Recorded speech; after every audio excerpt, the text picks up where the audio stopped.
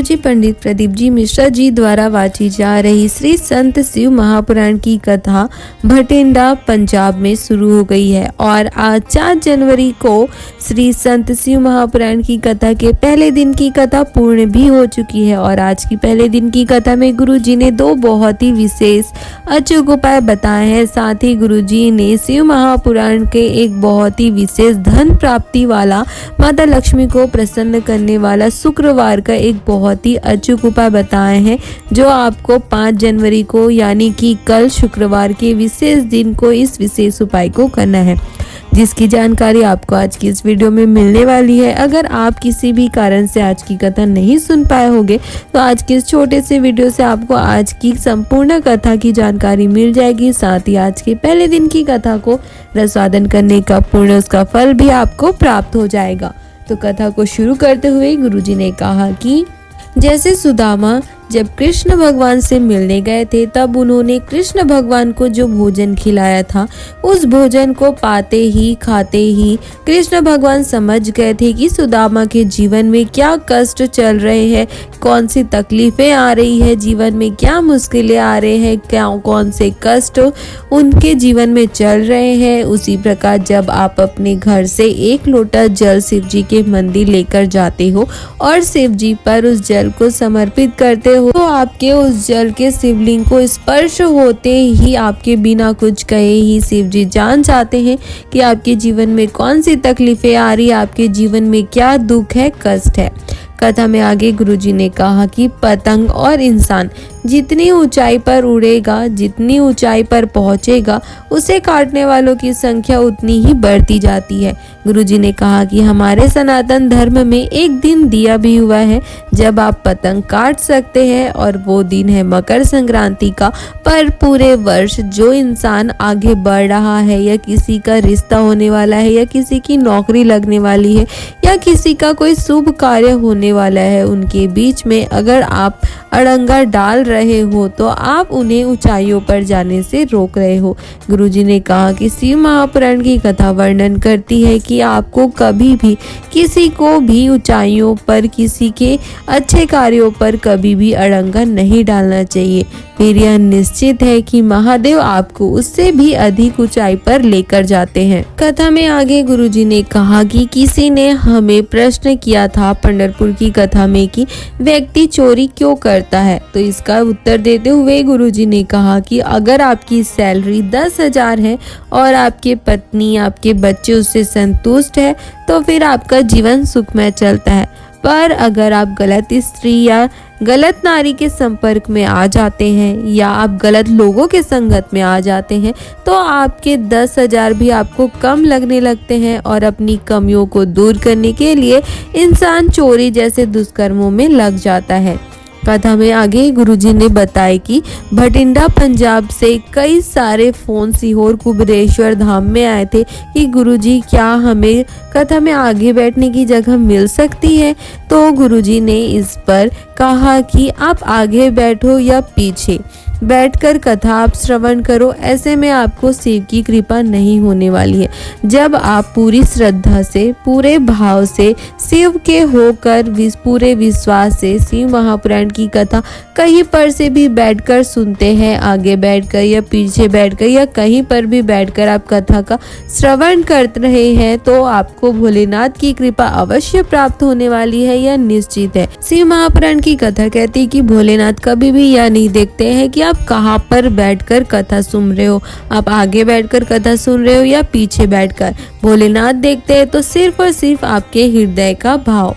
कथा में आगे गुरुजी ने कहा कि शिव महापुराण की कथा वर्णन करती है कि 3 तरह से मरे हुए व्यक्ति को कभी भी मोक्ष नहीं मिलती है। पहला, पानी में डूबकर मरा हुआ, दूसरा है सर्प से डसा हुआ, और तीसरा है स्त्री के हाथ से या स्त्री के लिए मरा हुआ। इन तीनों तरीके से मरे हुए व्यक्ति को कभी भी मोक्ष की प्राप्ति नहीं होती है। कथा में आगे गुरुजी ने एक विशेष उपाय का शिव महापुराण के एक अचूक उपाय की जानकारी देते हुए बताए कि जिस नारी की, जिस माता की 20 साल हो गए, शादी को 10 साल हो गए, लेकिन अभी तक उनको संतान सुख की प्राप्ति नहीं हुए है, बहुत सारे डॉक्टरों को भी दिखा दिया लेकिन उसका फिर भी कोई भी फायदा नहीं हो रहा है, तो उसके लिए गुरुजी ने एक बहुत ही विशेष और नया उपाय बताए हैं। इस उपाय को करने के लिए गुरुजी ने कहा कि आपको रजस्वला धर्म के 7वें दिन पति पत्नी को सफेद आंकड़े का जड़ और लाल धागा लेकर शिव जी के मंदिर जाना है।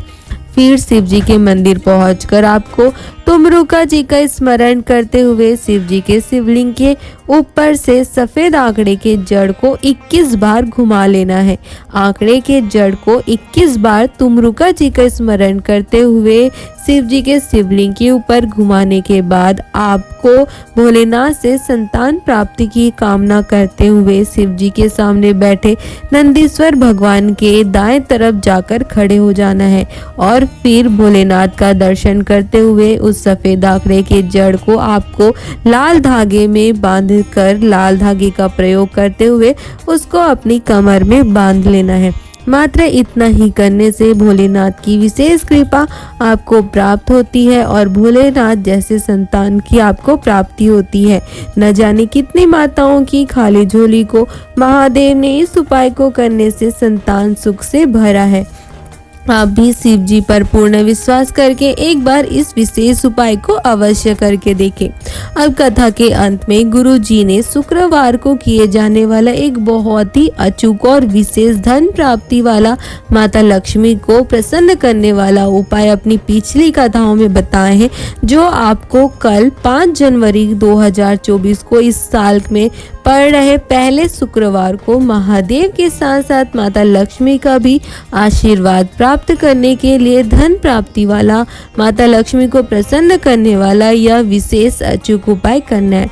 इस उपाय को करने के लिए आपको मात्र एक कलश के जल में एक कमल का पुष्प डाल लेना है और अगर आपको कमल का पुष्प नहीं मिलता है तो आप कमल के पुष्प के स्थान पर उसके बीज का यानी कि कमल गट्टे को जल में डालकर इस विशेष उपाय को कर सकते हो। किसी भी पूजा की दुकान में आपको कमल गट्टा बहुत ही आसानी से प्राप्त हो जाएगा। उस कमल के गट्टे को आपको अपने एक कलश जल में डाल देना है और उस कलश के जल को लेकर आपको शिव जी के मंदिर पहुंच जाना है। शिव जी के मंदिर पहुंचकर आपको शिव जी की शिवलिंग पर अपनी कामना का स्मरण करते हुए अपनी विशेष स्थिति को महादेव से कहते हुए श्री शिवाय नमस्तुभ्यम मंत्र का स्मरण करते हुए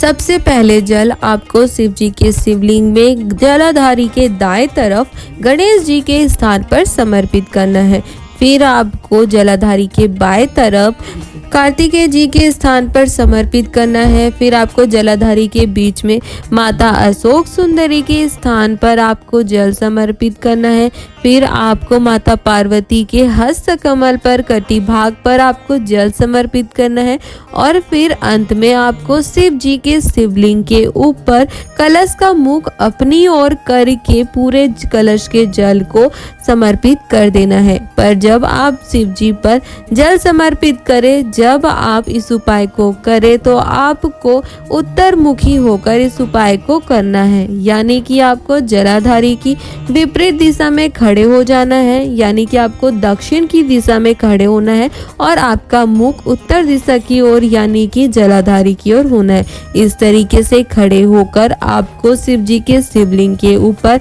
उस कमल गट्टे वाले जल को अपनी कामना कहते हुए श्री शिवाय नमस्तुभ्यम मंत्र का स्मरण करते हुए धीरे धीरे समर्पित करना है। गुरुजी ने कहा कि बहुत ही विशेष और अचूक और बहुत ही आसान उपाय है जो आपको शुक्रवार को करना है। इस उपाय को शुक्रवार को करने से आपको भोलेनाथ के साथ साथ माता लक्ष्मी की भी विशेष कृपा प्राप्त होती है, क्योंकि माता लक्ष्मी की प्रिय फूल है कमल का फूल। और अब जब कमल के फूल से इस उपाय को करते हो तो माता लक्ष्मी स्वयं आपके घर आती है और आपके घर में धन धान्य की वृद्धि करती है। तो ये थी आज के श्री संत शिव महापुराण की कथा के पहले दिन की संपूर्ण जानकारी और कल 5 जनवरी शुक्रवार को किए जाने वाले एक बहुत ही विशेष उपाय की जानकारी। अगर आपको ये उपाय की जानकारी अच्छी लगी हो तो आप हमारे वीडियो को लाइक कर सकते हो और अपने परिवार वालों के साथ या अन्य शिव भक्तों के साथ इसे शेयर भी कर सकते हो,